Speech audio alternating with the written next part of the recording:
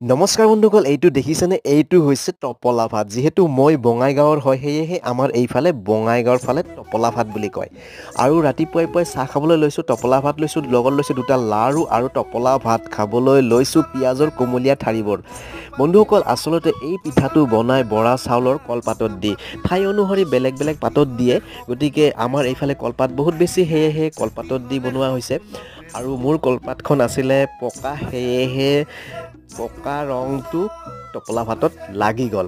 আৰু এই পিঁয়াজৰ ঠাৰিৰে খাই বহুত বেছি মজা। ৰাতিপুৱা পাই বহুত বেছি বনোৱাৰ ছিষ্টেম নাই, গতিকে পিঁয়াজৰ ঠাৰিৰে খাব লাগিব।